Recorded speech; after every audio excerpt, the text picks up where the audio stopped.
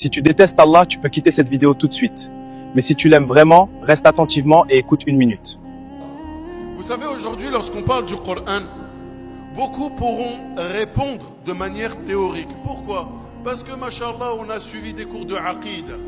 Et dans l'Aqida, on nous dit que quoi? Le Coran al-Karim, Kalamullah, il-Munazzal ala Sayyidina Muhammad, bilisanin arabiyyin mubin, etc., etc.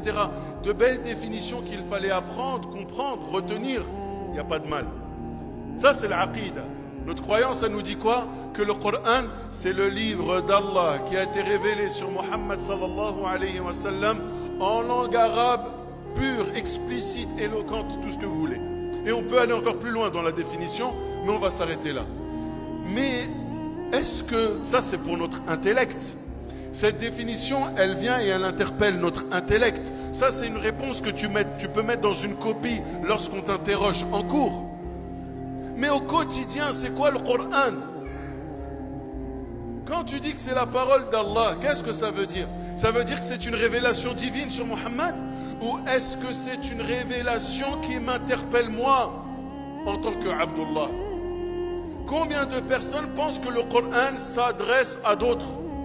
Combien de personnes pensent que le Coran a été révélé pour Muhammad sallallahu alayhi wa sallam et tous ceux qui sont autour de lui? Combien de fois on a lu des passages du Coran, on ne s'est pas senti visé, alors que ça se trouve, ce verset-là, c'est toi qui vises en particulier. Pourquoi? Parce que nous sommes beaucoup dans la théorie, mais très peu dans la pratique. Nous sommes beaucoup dans l'apparence, mais très peu dans le spirituel. Notre relation avec le Coran, elle est sacrée en apparence, mais on n'applique pas le Coran au quotidien, c'est pas vrai. Et avec ça, on veut aller vers Allah subhanahu wa ta'ala. Avec ça, on veut gagner les hauts degrés du paradis. Avec ça, on veut être sûr de mourir sur le droit chemin. Mais sans le Coran, ça va être très difficile. Ça va être très difficile. Allah nous dit Hudan lil muttaqin. Allah subhanahu wa ta'ala nous dit dans le Coran, Inna hadha al-Qur'ana yahdi lillati hiya aqwam. Ce Coran guide vers ce qu'il y a de plus droit. Qu'est-ce que ça veut dire? Ça veut dire qu'à chaque fois que tu cherches, tu dois faire un choix dans ta vie et que tu veux savoir vers où aller. C'est le Coran que tu dois interroger. C'est le Coran que tu dois interroger.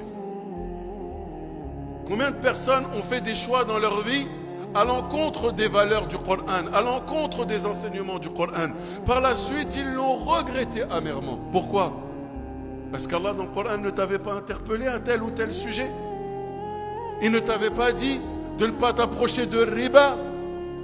Combien de personnes aujourd'hui ont fait des crédits bancaires pour acheter le pavillon? Pourquoi? J'ai entendu sur Internet, comme d'habitude, qu'il était autorisé d'acheter une maison quand, bon, toujours des excuses qui ne tiennent pas la route, mais qu'on a le droit ceci, cela. Ils font riba, crédit usuaire, et ils achètent leur pavillon, que des calamités qui leur tombent dessus.